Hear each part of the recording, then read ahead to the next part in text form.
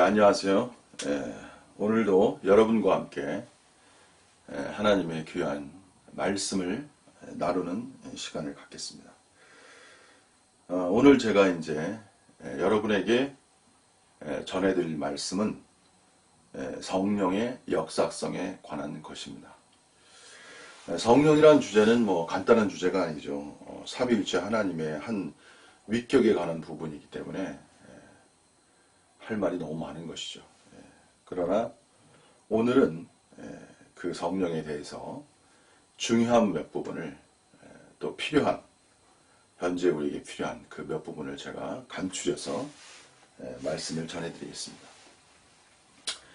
먼저요, 성령이라는 그 Holy Spirit이잖아요. 영어로 이제 거룩한 영이란 뜻이죠. 근데 이 성령에 대한 용어는요 굉장히 다양합니다. 그래서 구약으로 본다면 이제 성령이라는 말을 거의 안 쓰죠. 구약에서는 이제 주로 하나님의 영이라는 말을 많이 씁니다. 이제 히브리어로 루아흐라고 그러는데 하나님의 영 이렇게 많이 쓰고요. 이제 신약에 와서 비로소 이제 성령이라는 말을 쓰게 되고요. 또 성령 외에 또 여러 가지 영에 대해서 말하고 있어요. 그리스도의 영도 있고요. 그 다음에 예수의 영, 그 영, 주의 영 이렇게 영에 대해서 많은 부분 다양하게 쓰고 있습니다. 근데 이 모든 것들은 성령과 일종의 관련되어 있다 이렇게 말할 수 있습니다. 자, 어쨌든 이 성령의 역사는 이렇게 구약과 신약에서는 그 쓰임이 좀 달라요. 그래서 이제 몰트만이라는 신학자는 이제 그리스도의 영과 이제 하나님의 영이라는 구분성을 말했어요. 이제 구약에서는 이제 주로 하나님의 영, 신약에서는 그리스도의 영의 개념. 영이라는 것이 구약 시대하고 신약 시대에는 조금 그 역할이랄까 기능이랄까 이런 면이 좀 차이가 있다. 이렇게 우리가 어느 정도 언뜻 생각할 수 있습니다.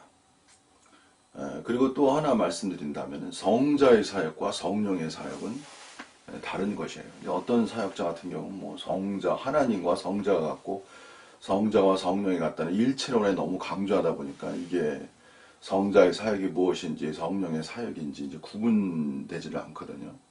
그러다 보면은 이제 삼위일체 하나님에 대한 역동성이라고 그러죠. 이제 이러한 걸 살아있지 못하게 돼요. 하나라는 것을 강조하는 건 중요한 것이죠. 삼위일체에서 일체성을. 왜냐하면 일체를 강조해야만이 이단성에 빠지지 않기 때문에 그렇습니다. 근데 삼이라는 것도 여전히 강조돼야 할 부분이에요. 삼신론으로 나가면 이단성이 되지만 삼위의 세 가지의 인격이 있고 그 사역이 다르다는 것을 인식할 수 있어야 오늘날 이 시대에 성령의 강한 역사가 임할 수 있습니다. 그래서 삼위일체는 두 가지 면이 다 필요한 거예요. 삼위성과 일체성.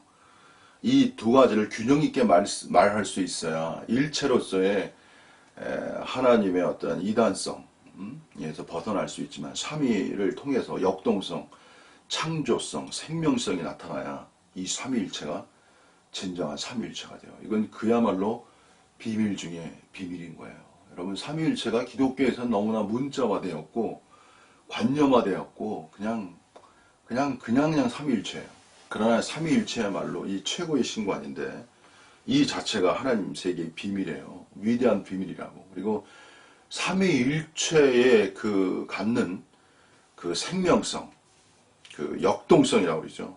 역동성이라는 것은 같으면서도 다르다는 것을 알아야 역동성이 일어나요, 여러분. 하나님과 성자가 같은 하나님이시지만 본질에 있어서는, 그러나 그 사역에 있어서는 다르다는 것이 이렇게 확연히 드러나야 놀라운 어떤 역동적 그 창조성 이러한 것이 발생하는 거예요.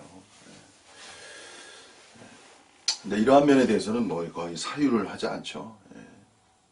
왜냐하면 이 자체가 신관을 다룬다는 건 조직신관을 다루는 거예요. 조직신학을 다루는 자체가 굉장히 함부로 다룰 수 없는 영역이고 깊은 영역이에요. 그래서 그냥 일반적으로 이거는 그냥 다루지 않죠. 그러나 제가 새로운 기독교를 말하잖아요. 새로운 기독교 속에서는 조직신학을 다뤄야 돼요. 왜냐하면 조직신학을 통해서 신관의 파워가 나타나는 거거든요. 그래서 저는 오늘 이걸 다룰 수는 없고 성령에 관한 초점이 있기 때문에 굉장히 중요하다는 부분만 제가 언뜻 여러분에게 말씀드리겠습니다. 나중에 또 시간 되면은 이것은 뭐 계속 말해야 돼요. 이 신관에서 삼위일체는요, 이론론적 유대교는 유일신적 관점이 돼 이론론적 관점이군요.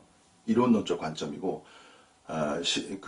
모든 종교의 관점은 거의 이론론적 관점이에요. 삼위일체의 신관은 오직 기독교밖에 없습니다. 그만큼 그 자체가 굉장히 뛰어난 거예요. 이루 말할 수 없어요. 어떻게 세 분이 하나 되고 하나가 세 분이 되냐. 이거는 비밀 중에 비밀이거든요. 자, 어느 정도 이 정도만 말하고 이제 성령에 대해서 본격적으로 말씀드리겠습니다. 이제 히브리어로 영이라는 걸 우리가 알아야 되거든요. 히브리어로 이제 아까 루아흐라고 말할 수 있고요. 그 다음에 헬라어로는 푸니마라고 그래요. 그래서 루아흐라는 뜻은 뭐냐면 이제 우리가 알고 있듯이 문자적으로는 바람이나 호흡, 공기 이러한 뜻입니다. 그것이 문자적 의미예요. 그 루아흐 푸뉴마의 영이란 뜻에. 근데 이것을 좀 더 이 비유적인 거를 좀 더 이렇게 풀어서 해석한다면 이제 주로 이제 세 가지의 특징을 갖고 있습니다. 그게 뭐냐면 세 가지가 뭐냐면 힘, 그 다음에 권능, 그리고 생명이에요. 그러니까 바람, 공기, 호흡이라는 이 뜻이 이걸 좀 더 구체화시킨다면은 그 영의 역사라는 건 뭐냐면 힘의 역사라는 거예요. 권능의 역사하고 그 다음에 뭐냐면은 그 생명의 역사라고 말할 수 있죠. 그래서 영이 역사하는 곳에, 그러니까 성령이죠. 우리가 영이 역사하는 곳에는 뭐가 있냐? 힘이 존재하는 거예요. 힘. 여러분, 인간사라는 건요, 사람이 살아간다는 건 뭐냐면 힘이 있어야 살아가는 거예요. 자, 육체적 힘도 있어야 되지만요, 육체적 힘이 있어야 뭐 살아가는 거죠. 육체적 힘이 없으면 뭐 이제 그걸 다 육체적으로 다 죽어가는 거죠. 정신의 힘도 있어야 돼요. 정신의 힘. 그리고 영적인 힘도 있어야 돼요. 인간은 육적인 힘, 정신의 힘, 그 다음에 영적인 힘, 이 세 가지를 다 갖춰야 전인격적 존재, 전존재적으로 온전한 존재가 되는 것입니다. 육체만 강해서는 결핍이 형성돼요. 정신으로도 강해야 돼요. 영적으로도 강해야 돼요. 정신과 영은 좀 다릅니다, 여러분.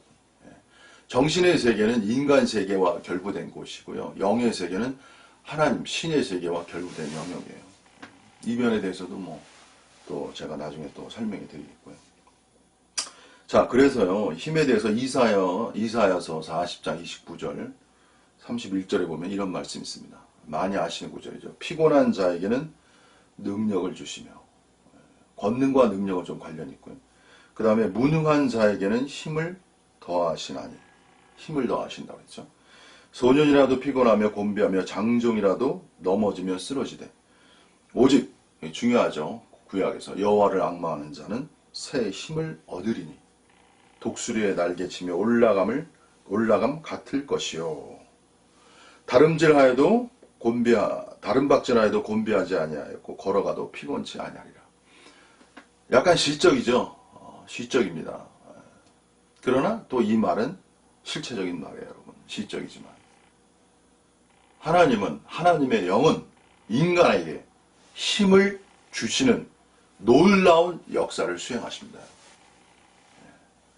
이것이 존재해야 돼요, 여러분. 인생을 산다는 것은, 인생의 그 비극성은 뭐냐면, 인간의 육체의 비극성이라는 것은 나약함이에요. 약하다는 거예요. 육체가 약하다는 거예요. 여러분, 아침에 일어나면 그냥 뭐 오늘도 아무 느낌이 없어요, 그냥. 일어났을 때. 힘도 없는 것 같고, 근데 이렇게 말씀을 교제하잖아요. 이렇게 다시 말씀을 교제하고, 이렇게 말씀으로 돌아갈 때 뭔가 나에게 새롭게 채워지는 힘의 어떠한 그 힘을 느낄 수 있어요, 여러분. 맹생하다가도 하나님의 말씀을 이렇게 다시 묵상하고 이러한 말씀을 교제할 때 뭔가 새 힘, 여기서 보면은 새 힘을 얻으리라고 그랬잖아요, 여러분. 그래서 그리스도인들은요, 날마다 어떤 사람들이냐, 새 힘을 얻는 사람들이에요, 여러분. 영이라는 건, 성령이라는 건 뭐냐면은 사람에게 뭘 줘요? 새 힘을 주시는 분이에요, 여러분. 힘이 있어야 모든 걸 할 수 있어요. 제가 몇 주 전에 아파가지고 허리가 좀 열심히 일하다 보니까 허리가 아파가지고 힘을 못 쓰니까 너무 힘들더라고. 근데 지금은 다 낫어요, 아주. 그러니까 너무 좋은 거예요, 그냥. 걸어갈 때도 좋고, 걸어간다는 자체가 너무 행복하더라고. 아침에 일어났을 때도 기분도 좋고 집중할 수 있고 예? 육체적 힘도 있고 정신적 힘도 있고 너무 좋은 거예요. 예. 그래서 여러분이 여기서 또 제가 또 강조하고 싶은 건 뭐냐면 새로운 힘이라는 거야. 새로운 힘. 예? 여러분 새로운 힘이 성령이 주시는 거예요. 여기서 저는 육체적 힘 플러스 오늘 또 하나 말씀드리면 정신의 힘, 멘탈 파워를 제가 말씀드리고 싶어요. 그리스도인은 정신적 힘이 존재해야 돼요, 여러분. 살아가는 데 있어서. 인간이라는 건 어떤 존재냐면 죄와 사망적 존재잖아요. 사망적 존재라는 건 뭐냐면은 죽어간다는 거예요, 여러분. 그래서 인간은 그냥 놔두면요, 그 자체가 우울과 허무와 공허 이러한 것이 그냥 밀려와요. 인생에도 이렇게 밀려온다. 그냥 가만히 있어도 많지 먼지가 쌓이듯이 예? 가만히 있으면 그러한 요소들이 그냥 계속 오는 거야. 예. 그래서 그리스도인의 생명성이라는 건 뭐냐면요, 저항성이라는 거예요. 저항성이라는 것은 이제 물고기 생명에서 우리가 볼 수 있어요. 물고기는 지느러미를 가르잖아요. 지느러미라는 것이 생명성을 말하는 거든. 그 생명성이라는 게 뭐냐면요, 거슬러 올라간다는 뜻이에요, 여러분. 인생이라는 건 우울, 허무, 공허, 이러한 것에 어떠한 대조류, 흐름이 있어요, 여러분. 육체성이라는 건 인간은 유한적 존재이기 때문에. 네? 근데 하나님의 영으로 공급받는 자들에게 뭐예요? 이거를 거스리는, 저항할 수 있는, 예? 독수리 날개침 같이 올라갈 수 있는 새 힘이 존재하는 것. 이것이 살아있는 성도의 생활이라는 거예요. 저도 이제 이렇게 말씀 전하면서 얼굴이 막 살아나잖아요. 예? 말씀을 잘 얼굴이 살아난다고요. 이렇듯이 새 힘이 존재한다. 이렇게 말할 수 있습니다. 그 다음에 두 번째는 뭐냐면요, 권능이라는 거예요. 권능이라는 것은 두나미스라는 이제 헬라적 의미인데, 이것은 이제 제가 뭐 많이 말씀드렸지만 I can do it의 개념이죠. 할 수 있다는 개념이에요.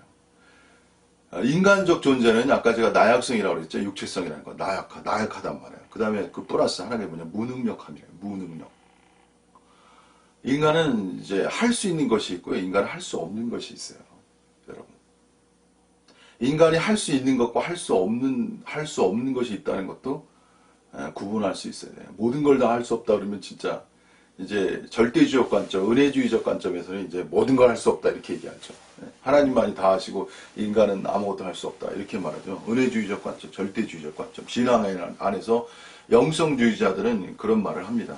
하나님이 모든 것을 하시고 인간은 아무것도 할 수 없다. 근데 이제 그런 말씀도 이제 근원적인 말이죠. 근본적인 말인데, 우리가 인간사에서 살아가면서요, 이제 그냥 정상적 마인드라고 해야 되나? 그런 온전한 마인드, 너무나 절대주의적 은혜주의적 관점하면 극단화가 일어나면 또 문제가 생기기 때문에, 그래서 인간은 자기가 할 수 있는 것과 할 수 없는 것을 구분할 수 있어요. 죽음이라는 건 뭐예요? 그걸 할 수가 없어요, 여러분. 죽음을 어떻게 돌파할 수 있어요? 그렇기 때문에 인간은 우울한 거예요. 죽음 앞에 죽음을 이길 수 있는 존재가, 과학이 뭐 죽음을 돌파하겠습니까, 여러분? 죽음이라는 자체를, 과학이 그 정도로 하면. 근데 물론 이제 그리스도인은 이제 영의 몸의 부활이 있잖아. 이것도 기독교의 위대성이에요. 다른 세계에서는 실체적 몸의 부활이라는 것을 명확히 말하는 종교성은 없습니다, 여러분. 다 관념적이에요, 여러분. 관념성이 많아요. 근데 기독교는 굉장히 구체적이에요. 그게 뭐냐면 몸의 부활이라는 거예요. 몸 자체가, 물질적 몸이 새로운 몸으로 부활하는 거예요, 여러분. 이렇게 이 정도는 되어야 이게 미래에 대한 소망이죠. 진정한 소망이 되는 거죠. 그래서 우리가 죽은 몸도 다시 살리는 거예요. 근데 다시 살아날 때의 몸은 이러한 몸이 아니고 영광의 몸이라는 거예요, 여러분. 이 자체가 얼마나 기쁨이 되겠습니까? 자, 그래서 어쨌든 여기서 그 권능이라는 것 너무나 중요한 것이죠. 그래서 그리스도인은요, 어떤 존재냐면요, 영의 그 성령과의 교제를 통해 성령의 능력이 부여받을 때 할 수 없는 것을 할 수 있는 존재로 점점 변화되는 거예요. 그래서 사도 바울은 뭐라고 했냐면, 능력 주시는 자 안에서, empowers me잖아요. 나에게 능력 주시는 자 안에서 I can do everything 이잖아요. 모든 것을 할 수 있다. 이렇게 말했어요. 이거는 사도 바울이 그냥 하는 말이 아니에요. 그래서 가난에 처하고 부에 처하고 뭐 곤고에 처하고 일체의 비결을 배웠노라. 이게 사도 바울의 말씀이거든. 그리스도인은요, 날마다 자기가 할 수 있는 역량이 많아지는 거예요, 여러분. 인간이요, 이게 나약해지고 무능력화이기 때문에 정신적으로 병들면요, 이게 점점 쪼그라들어요, 여러분. 무기력해져요, 여러분. 그런 걸 돌파해 나가는 거예요, 여러분. 매일매일. 그래서 그리스도인의 그 일상이라는 건 뭐냐면 자기를 창조하는 거예요, 여러분. 새롭게. 어제보다 오늘 더 많이 할 수 있어야 돼요. 그리고 인간은 자기가 뭔가 새로운 일을, 성령으로부터의 새로운 일을 이렇게 자기 자신을 통제하면서 온전히 창조해 나아갈 때 거기에 기쁨과 어떤 누림이 있는 거죠. 보람이 있는 것이죠. 여기서 조금 더 제가 설명해 드리면 구약시대에는요, 초자연적 능력의 세계가 임했어요. 이제 삼성 같은 경우도요, 지금으로서는 우리가 참 이해하기 어려운 기적적인 역사죠. 이제 갈비뼈, 이 닭뼈 하나 가지고 뭐 1000명, 3000명인가? 1000명 이상을 죽였죠. 3000명은 이제 그 기둥을 무너뜨렸을 때 죽인 숫자고. 여러분, 뼈 하나 가지고 1000명을 어떻게 인간이 죽일 수 있습니까, 여러분? 네? 구약의 이야기입니다, 여러분. 삼손의 이야기예요. 이게 영이 부어질 때, 주로 이제 구약의 역사는 영이 부어진다고 그래요, 여러분. 이게 하나님의 역사는, 구약의 역사는 전치사 온을 쓰죠. 인간은 위에 부어지는 영의 개념을 썼어요. 근데 신약에 와서는 전치사 인을 써요. 안에서 역사하는 개념. 이것이 구약과 신약의 차이점이에요. 이 신약의 세계도요, 철학의 세계도 위에 계신 하나님의 세계로부터 점점 안에 계신 하나님의 세계라는 관점으로 나가요. 여러분, 철학도요, 깊이가 있는 거예요. 인문학도요, 우리가 인문학적 관점을 보면은, 사실 인문학도 인간학이죠. 인문학의 그 특성은 뭐냐면, 인간 중심의 인간학. 그것이 인문학이에요, 여러분. 그렇기 때문에 한 면에 인간 중립성이기 때문에 하나님 중심의 신학과 대치하는 면이 있어요.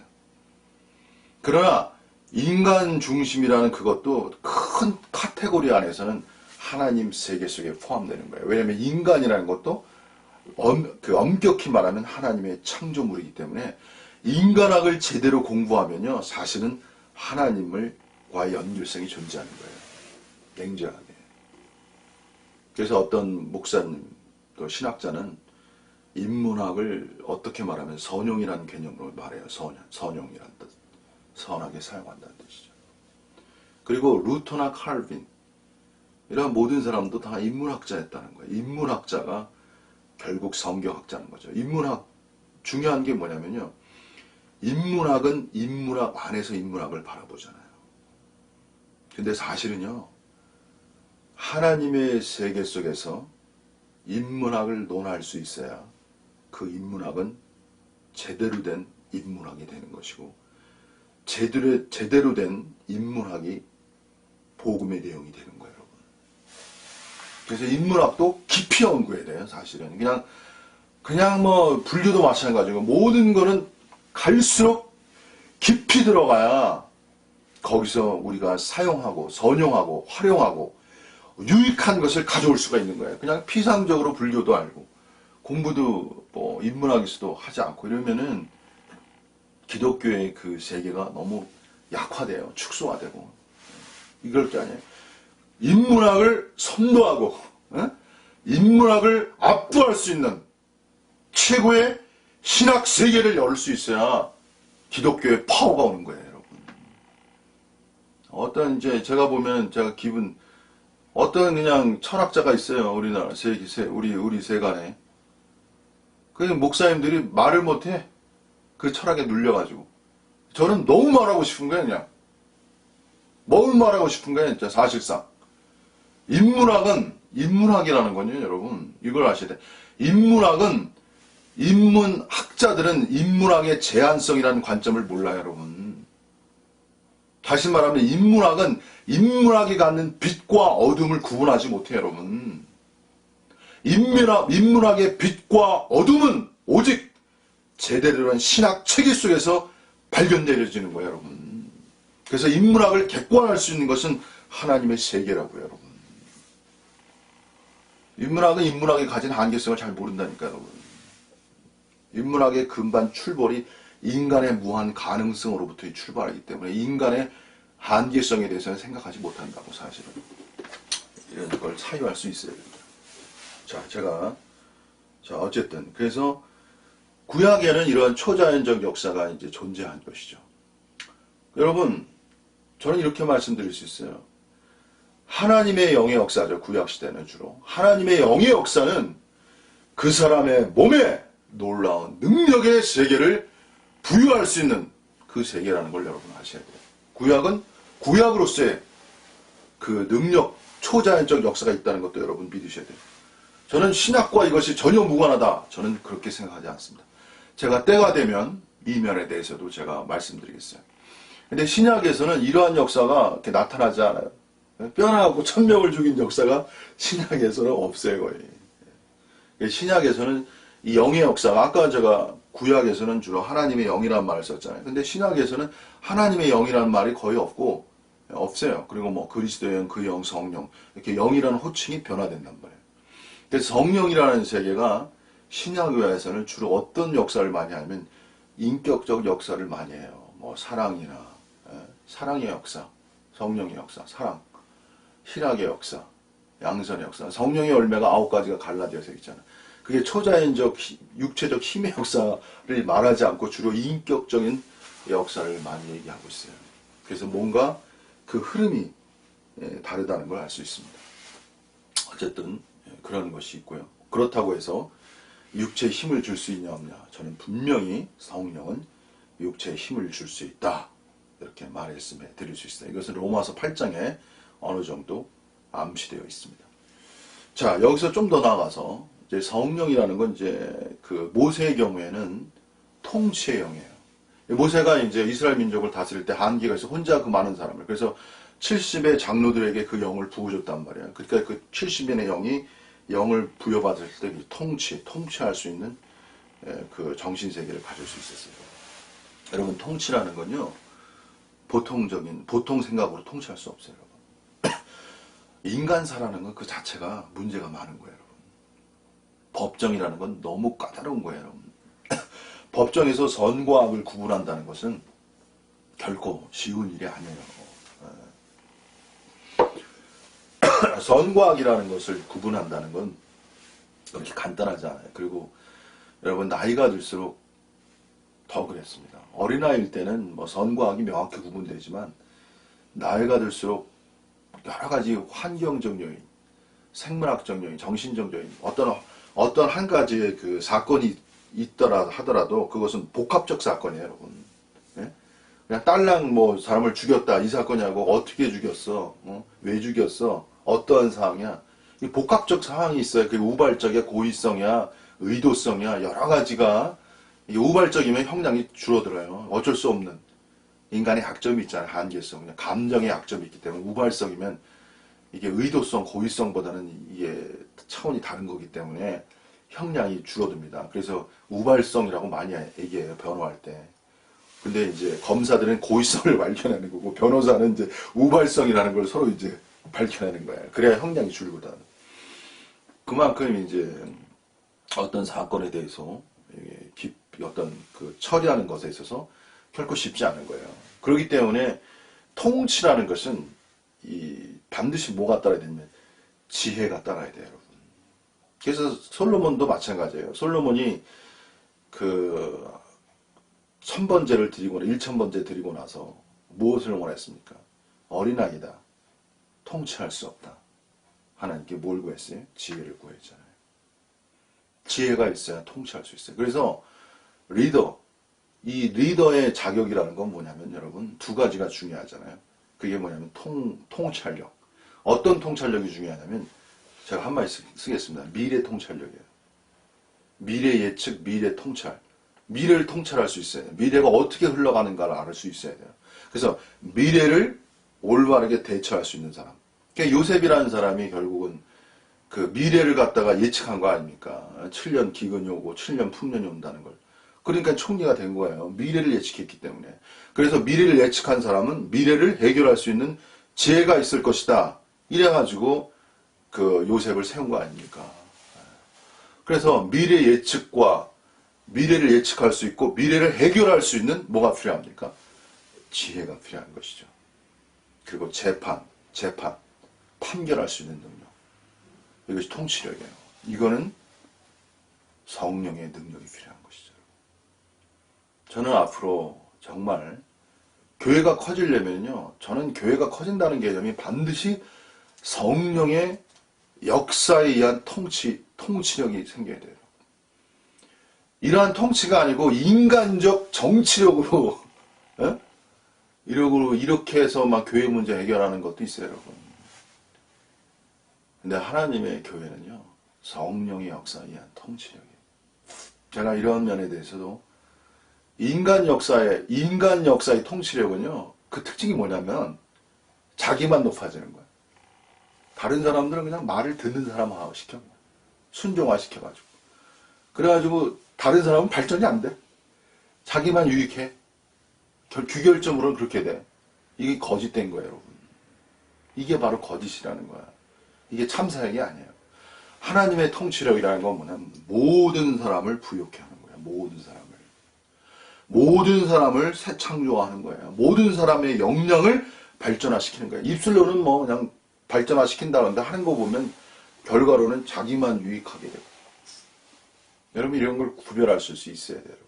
그래서 모든 사람을 새롭게 하고 모든 사람의 역량을 키워주고 창조하고 발전하고 달란트를 남기면서 전체가 확장해 나갈 수 있는 이 위대한 역사, 이것은 성령의 역사라고 제가 말씀드릴 수 있습니다. 그 다음에 이사야 11장 2절에 보면요, 이 성령의 역사라는 것은 여호와의 신, 이제 하나님의 영이잖아요. 지혜와 총명의 신이요 모략과 재능의 신이요 지식과 여호와를 경외하는 신이라. 그래서 성령이 임할 때 역사라는 건 뭐냐면 지혜가 있는 거예요, 여러분. 기독교의 역사라는 건 지혜보다는 뭘 강조하냐면요, 영성주의자의 순수를 강조해요, 여러분. 근데 순수주의가 지혜를 막으면 안 돼요. 이것은 바른 신앙이 아닙니다. 예수님의 세계는 뭐예요? 지혜와 순수가 함께하는 세계예요, 여러분. 순수와 쑥만 엄청 강조해가지고 지혜가 없어. 그 다음에 총명의 언더스탠드, 이해력이 좋아야 돼요, 여러분. 그리스도인은 이해력이 빨라야 돼요. 나중에 제가 정신사고의 세계에 대해서 그 다음에 모략과 재능이라고 했어요. 이제 재능이라는 것도 이제 그 성전을 건축할 때 그들에게 성령이 부어졌을 때 일종의 건축할 때 뭐냐면 신미성, 아름다움을 인식할 수 있는 눈을 갖는 거예요, 여러분. 니체라는 철학자가 기독교를 비판했어요, 여러분. 그게 뭐냐면 금욕화로 인한 탈감각화라는 얘기예요. 근데 니체는 한 면만 본 거예요, 여러분. 탈감각화라는 것은 니체가 기독교 속에는 어둠화를 얘기했는데 진정한 영성으로서 그 사람이 발전해가는 것은 아름다움을 발견해 나가는 거예요, 여러분. 신미성이 아름다움에 대한 감각이 발전해 나가는 거예요, 여러분. 아름다움에 대한 감각이 발전해 나가야 그 사람의 감성의 세계가 풍성해지고, 감성의 세계가 풍성해질 때 그는 감성으로 인한 누림의 세계, 향유의 세계가 넓어지는 거예요, 여러분. 하늘을 봐도 너무 감격스러운 거예요. 네? 매일매일 하늘의 구름을 봐도 감격이 일어나는 거예요, 그리스도인들은. 왜? 그 마음이 이미 일종의 정화라고 해야 되나? 그리고 신세계, 하나님의 세계에 열렸기 때문에 그 하늘이 아니에요, 여러분. 하늘보다 너무 감격스러운 거야. 신미감, 균형감, 질서감. 이러한 것이 그 성전을 건축할 때 그 장인들에게 내려진 성령의 역사. 아름다움이, 하나님의 세계는 아름다워요. 여러분, 이 자연의 세계는 그 자체가 아름다움이에요, 여러분. 아름다움을, 니체는 한 면에 말한 거예요, 여러분. 기독교 종교성에서의 탈감각화라는 위험성이 존재하는 거예요, 여러분. 금욕이라는 자체가 욕망을 거세하는 거예요. 욕망을 거세하면 감각의 세계가 탈감각화가 일어나요. 이게 니체가 본 기독교의 요소예요, 여러분. 니체로 인한 빛과 어둠을 구분할 수 있어요, 여러분. 그리스도인은 뭐예요? 탈감각화가 아니고 초감각화예요. 감각의 세계를 높이는 거예요, 여러분. 정욕적인 감각화가 아니고 하나님 세계를 감각합니다. 여러분, 정욕적 감각화가 아니에요, 여러분. 자, 이것도 나중에 또. 자, 이 정도 말씀드리고요. 그래서 여러분, 지혜와 재능과 모략, 이러한 세계가 있다는 것. 뭐, 이것은 앞으로도 계속 말해야 돼요. 여러분, 총명, 언더스탠딩 엄청 중요한 거예요, 여러분. 이해력이 좋아야 돼요. 근데 이게 그리스도인은요, 이게 세상적인 것의 언더스탠딩이 약화될 수 있어요, 여러분. 세상적인 것에 대해서 이미 타락성이라는 것을 정죄할 때 이게 이해하려고 하지 않거든. 무시하려고 그러죠. 세상은요, 언더스탠딩의 대상, 이해력의 대상이 돼야 돼요. 왜? 세상을 정복하고 다스리려면. 이런 관점의 세계를 여러분 이해하셔야 돼요. 세상을 무시하고 그냥 사도 바울이 악한 것은 모양이라도 버려라. 뭐 이런 개념으로 말해가지고 세상적인 것에 대해서는 뭐 그냥 사유 자체가 안 돼. 그 인문학이라는 관점도 세상적으로 생각하잖아요. 그래서 인문학 자체를 공부하지 않는다고. 근데 인문학은 선형과 활용성이 있단 말이에요, 여러분. 그런 거를 구분할 수 있어야 돼요. 인문학이 가진 빛과 그림자를 구분할 수 있어야 돼요. 그래서 빛의 세계를 활용해야 되고 그림자의 세계를 말함으로써 신학의 위대성을 말할 수 있어야 되는 거예요. 이렇게 돼야 기독교의 파워가 오는 것입니다. 자, 오늘 이제 마지막으로 이제 두 가지 정도 말씀하고 마무리하겠습니다. 두 가지가 중요하기 때문에. 몰트만에 대한 영에 대한 해석이에요. 몰트만이라는 신학자를 여러분 어느 정도 아시죠? 중요한 학자입니다, 여러분. 몰트만은 저는 참 몰트만을 공부하면서 느낀 게 참 몰트만이 신학자로서 귀함이 있더라고요. 두 가지를 말했어요. 영이라는 건 뭐냐면 경직을 벗어나서 움직이는 것이다. 이렇게 표현했어요. 그리스도인은요, 경직화되면 안 돼요. 주의 영이 계신 곳에는 뭐가 있다고? 자유함이 있느니라. 경직이라는 건 자유함이 없어지는 거예요. 기묘하게도 순수주의와 절대주의를 부르짖잖아요. 그러면 갈수록 경직화될 수 있어, 세상에 대해서. 경직화가 돼. 네? 네. 이 거룩이라는 것이 굉장히 중요한 것이죠. 근데 거룩이 잘못되면 경직화가 일어나요, 여러분. 여기서 앞으로 다음에도 말하지만 사유의 경직화가 일어나면 안 돼요. 정신세계의 경직화가 일어나. 정신세계의 자유화가 보장돼요, 여러분. 두 번째 롤트만이 말한 것은 이 경직화와 연결된 건데 공간의 자유화라는 거예요. 공간을 넓혀준다는 개념이에요. 영의 세계가.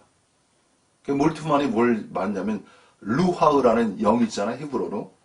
그것이 어근이 넓음과 관련되어 있다는 것을 발견했어요. 영의 세계라는 건 어떤 거냐? 넓음의 세계, 여러분.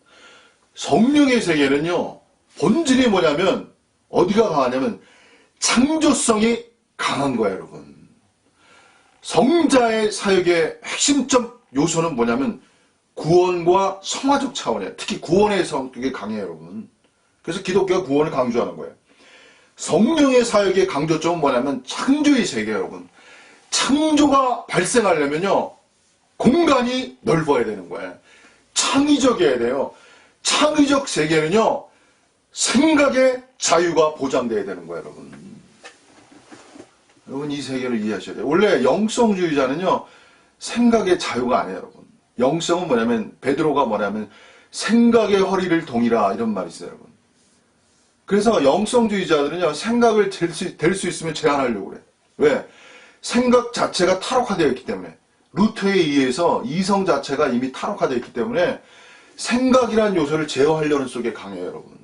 그래서 망상적 생각, 생각하지 않아야 될 생각, 정력적인 생각, 벗어난 생각, 이러한 것을 통제하려는 것이 영성주의의 관점이에요, 여러분. 근데 역을 알아야 돼요, 여러분. 생각은 유연해야 돼요, 또. 생각은 자유로워야 돼요, 여러분. 그래서 책을 왜 많이 읽습니까? 생각의 폭과 영역과 깊이를 확장시키기 위해서 책을 읽는 거예요, 여러분. 생각이 자유롭고 창의적이야 창조적일 수 있어요, 여러분. 그래서 생각을 제어하는 면이 있지만 생각을 자유케 하는 이중적 면을 생각할 수 있어야 돼.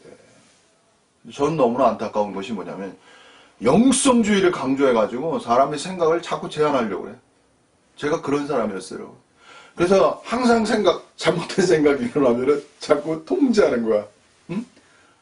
생각하지 않을 걸 특히 정욕적인 생각에 대해서 통제하는 영이 강화되어 있어요.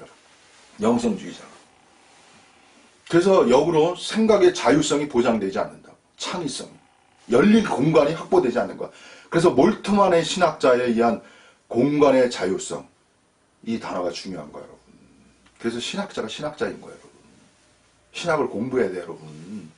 철학도 공부해야 되고. 신학이 뭐냐면 영성이 갖는 제한성을 돌파하는 것에는 신학과 이 철학, 인문학의 활용성이 있다는 것도 여러분 알아야 돼요. 그래야 온전한, 사단이 만만한 존재가 아니라니까요. 사단은 영성 속에서 어둠을 생성하는 자이기 때문에 영성의 어둠을 돌파하기 위해서는 이러한 것들을 활용할 수 있는 정신적 자유가 보장되어야 되는 거예요, 여러분. 제 말 이해하시겠습니까? 그래서 제가 오늘 시간이 많지 않은 관계로 그래서 몰트만에 의한 경직과 공간의 자유 확보, 공간의 자유 확보성 엄청 중요한 거예요. 여러분, 공간이 넓어야 물건도 많이 들어오는 거예요. 그래서 하나님의 세계는 그 위대한 것이 뭐냐? 무한적 공간의 세계라는 거예요, 여러분. 무한히 채워줄 수 있는 무한의 공간을 보장해 주는 것. 이것이 뭐냐면 하나님 세계의 특성이에요, 여러분. 무한의 공간이 보장되려면 중요한 말씀이 뭐냐면 영이 가난해야 되는 거예요, 여러분. 심령이 가난해야 무한의 공간이 확보되는 거예요, 여러분. 영이 가난할 수 있어야 채워지는 영, 이 채워질 수 있는 무한의 공간이 확보되는 거예요. 그래서 성자가 말씀하신 가난의 영이 무한의 공간을 확보할 수 있는 창조의 영을 발생시킬 수 있는 거예요, 여러분. 이게 위대한 말씀이에요, 이 가난의 영이라는 게. 불교의 생각을 비워라는 개념과는 차원이 다른 얘기예요, 여러분. 가난의 영이 존재해야 가난에 대한 그 공간이 확보되는 거 아닙니까? 영의 공간성이 확보되는 거 아니에요, 여러분. 그래야 무한히 채워나갈 수 있는 갈급함, 욕구, 필요성, 추구의 영이 그 속에서 촉발화되는 거예요. 이 촉발화, 예? 점화된다고요, 여러분. 위대한 성자의 말씀입니다. 자, 오늘 영에 대해서 제가 이렇게 말씀드렸어요. 예, 시간이 많지 않은 관계로 제가 짧게 중요한 부분을 설명해 드렸습니다. 그래서 오늘 여러분 이 말씀을요, 계속 좀 들으시고 사유하셔야 돼요. 생각하셔야 돼요. 믿음과 사유는 함께 가는 겁니다, 여러분. 사유의 세계가 열려야 돼요. 믿음은 동력의 세계고요. 사유는 지도, 매백의 개념이에요, 여러분. 지도와 같은 거예요, 여러분. 동력과 지도가 함께 있어요. 자동차가 엔진으로 달려야 되지만 자동차 아무데나 갈 수 있습니까? 지도, 맵을 따라가야지. 내비게이션 따라가야지. 그런 것처럼 믿음과 사유라는 것이 항상 같이 가야 되는 거예요, 여러분. 예. 성령의 사역에 있어서 이렇게 몰트만에, 예. 이 창조, 그리고 마지막으로 말씀드리고 싶은 공간 확보와 경직성의 그 방향성. 왜 공간 확보가 필요한 거야? 중요한 성령의 사역이 있죠. 성령은 뭐야? 창조성. 창조성이라는 건 뭐냐면 사람을 새롭게 하는 거예요. 그것이 성령의 역사라는 거예요. 여러분, 절대주의와 은혜주의가, 순수주의가 중요한 것이지만 사람을 새롭게 인도하지 않는다면 그것은 제한된 사단에게 허용되는 진리가 될 수 있다는 관점도 이해하셔야 돼요. 그래서 깨어 있어야 되는 거예요. 과거적 진리라는 자체가 인간에게 위대한 것이지만 과거적 진리가 되어서 미래로 나아가지 못하게 한다면 그 진리는 제거해야 되는 거예요. 진리의 세계라는 것은 뭐예요? 점점 진화, 창조되어 간다는 이 관점을 아셔야 돼요. 이게 새로운 기독교입니다. 앞으로 저는 이 면에 대해서 제가 풀어 설명해야 돼요. 이렇게 막 매기하면 또 모르는 분들은 잘 몰라요. 무슨 소리인지. 그래서 앞으로 이것을 풀어서 제가 설명해 드려야 돼요. 쉽게 말하면 존재는 뭐예요? 새로운 존재로 항상 존재와 되어 나가야 돼요. 그래서 미래 존재화라는 단어가 그렇게 중요한 것입니다. 자, 오늘은 제가 여기서 마치겠습니다. 그래서 여러분, 이 말씀으로 축복받으시고 힘도 얻으시고 지혜도 얻으시고 총명도 얻으시고 그 다음에 창조의 세계 몰트만이 말한 경직과 공간의 자유가 무엇인가를 여러분 깊이 생각하세요. 그래야 발전할 수 있어요. 그러지 않으면 이 영성의 그 어둠이 뭐냐면 사람이 갈수록 좁아진다는 거예요. 순수지혜가 갈수록 좁아져요, 여러분. 좁아지면 어떻게 되냐? 간단히 말씀드려요. 유아가 되는 거예요. 어린아이가 된다는 거예요. 좋은 의미에서의 어린아이가 아니고 나쁜 의미에서의 뭘 모르는 어린아이가 된다는 얘기예요. 이런 걸 돌파하셔야 돼요. 그야말로 그리스도인들은 뭘 아는 그리스도인이 되어야 되는 것입니다. 여러분 말씀으로 축복받으시기 바랍니다. 오늘 역사 마치겠습니다. 감사합니다.